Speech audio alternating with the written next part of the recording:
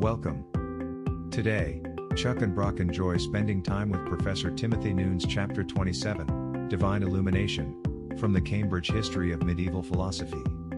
This is Generous Theology. Okay, we're live. At least we're recording live. But Chuck, this is so exciting to be talking about the topics that you and I have been reading. I think one of the big things that you and I have said on several occasions is, although it's in some sense absolutely not fair to paint 1,000 years of Middle Ages with too narrow a brush. At the very same point in time, if you're just beginning your studies of the medieval period, there is this time where you have to learn the landscape and you have to understand who some of the most seminal figures are. You have to set the stage, as the old saying goes. You have to place people in their historical context. You have to place them where they stand with respect to different religions, different beliefs, different systems of values. And before you can get very sophisticated and subtle and nuanced, you have to place the big picture. You have to draw the big boundaries. At least that's my guess. And so this chapter has done that so nicely. We've talked about Augustine and Anselm as bookends for the Augustinian, or if you want to put it another way, the Platonic Christian period, the first 600 to 800 or so years of the Middle Ages. And now we have a chance to maybe transition into this second half. Some people call it the High Middle Age, and I think that's a good name, except of course there's always some product marketing to it. What does that make the other time periods? The Low Middle Ages? I think that's the issue there. But one aspect here, as we do cross an important transition in the Middle Ages from the Augustinian and Platonic, broadly speaking, era into what's going to be the classical theism that's most famously grouped around Aristotle.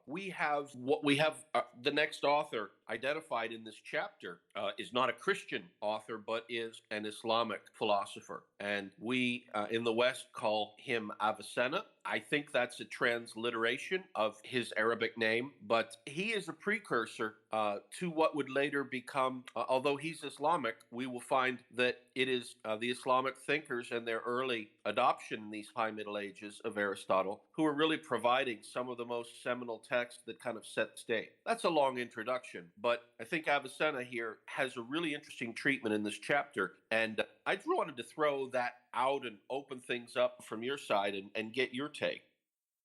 Yeah, there's one thing, and it may not tightly relate to this idea of divine illumination, although I think there is a relationship. But we've seen throughout our studies the importance of Avicenna and of Averroes and some other Islamic thinkers. And it is true that they had a major impact, not only because they reintroduced Aristotle into European thinking, but the way they reintroduced Aristotle. There are potentially alternate readings. Avicenna and Averroes took some, as I understand it, there were some differences even among them, but they took some particular positions on a number of these issues that Aristotle spoke of, and then Aristotle's positions get brought into European ways of thinking and Christian ways of thinking. And I wonder, and what led me to really begin to wonder this was just merely the juxtaposition in this chapter of Timothy Noone talking about how prior resources in Latin for philosophical psychology were limited. Here, as in epistemology, the main source for most authors was Augustine, and in particular, the De Trinitate, of the Trinity. And I was thinking about that, and then he goes on to talk about how the picture changes, and writings of Avicenna appear in Latin slation, and some of the other things that happen with this.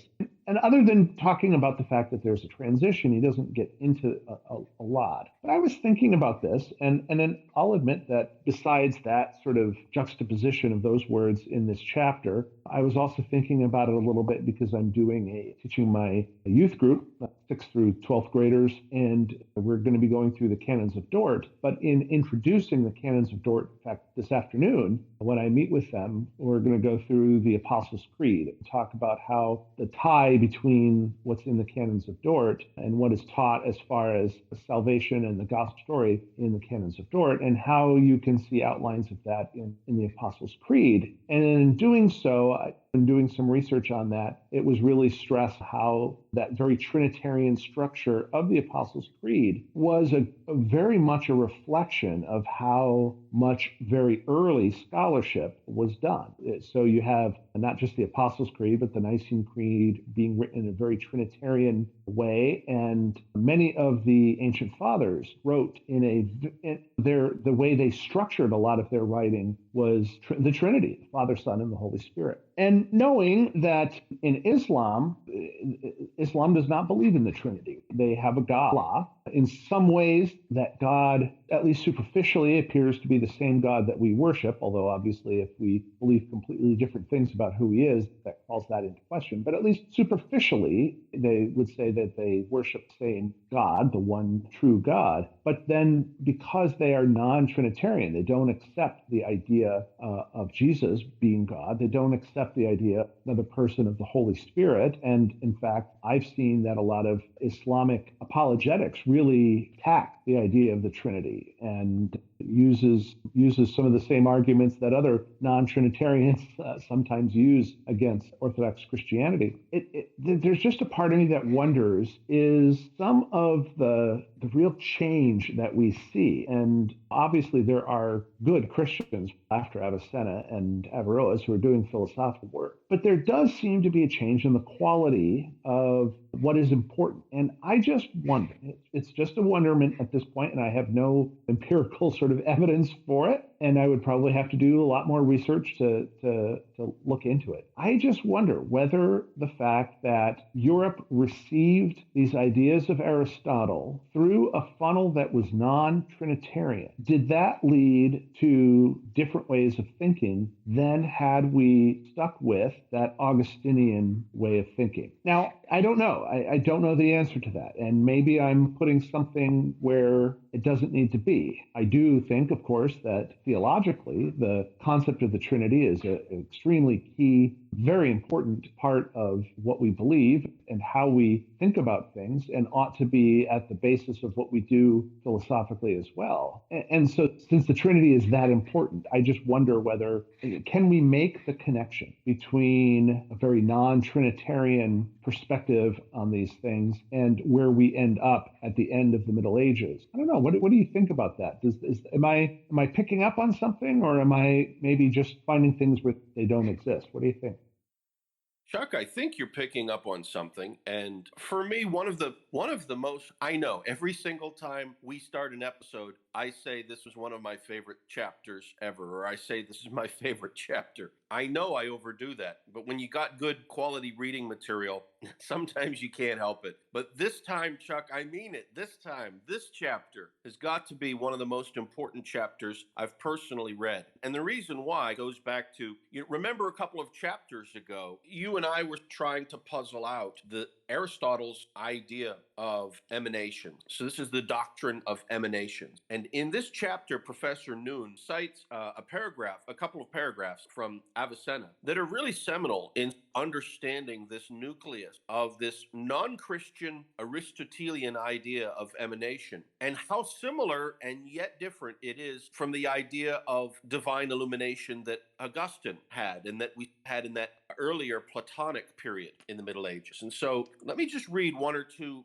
brief parts from this excerpt. And so this is Avicenna giving us kind of the axiom of Aristotelian thinking. This is how you have to come if you're going to understand the Aristotelian idea of emanation. And it starts with this: the human soul, says Avicenna, is something that first understands potentiality and then understands act. There must exist, therefore, a cause through which our souls pass from potency to act. Now, here's the home run. Here's Aristotle's analogy spoken through Avicenna. For just as sun is an object of sight in its own, so too the disposition of this intelligence is to our soul. The rational power considers individual items that are found in the imagination and is enlightened by the light within us. The object cognized become abstracted from matter and are impressed on the rational soul. Now that's intense, and I've been really meditating and trying to just chew through this intense passage most of the week in preparing for the discussion today,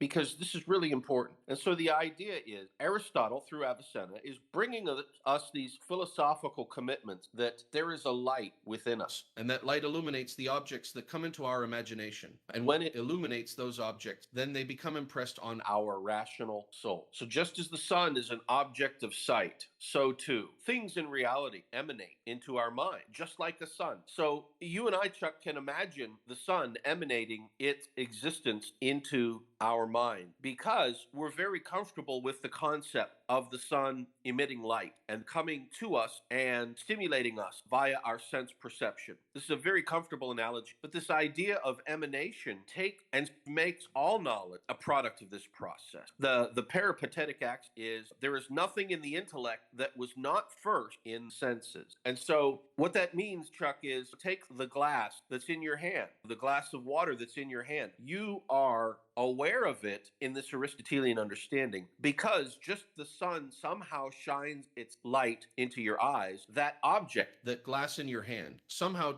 shines itself into your mind, and somehow is going to be through the organs of sensory perception ultimately. And so that's what this transition from potency to act is. It's stimulus, and it's the process by which the external reality stimulates us into receiving things that are in reality through this emanation process. And so I think if you understand this, you will really be in a comfortable position to see where Aristotelian thought trying to go. Now, will there be issues? Sure. Will there be difficulties? Absolutely. Of course, you and I are not Islamic, and neither are we particularly Aristotelian, but that shouldn't stop, I think, the serious Christian student of philosophy from thinking deeply about this Aristotelian idea of emanation, even if eventually one is going to be critical of it in certain ways. And I believe as Christians, there are reasons to be critical. Yet, I think we really have to understand that, let me put it this way. In my opinion, this is one of the master keys to understanding most of what becomes modern materialism or modern ideas of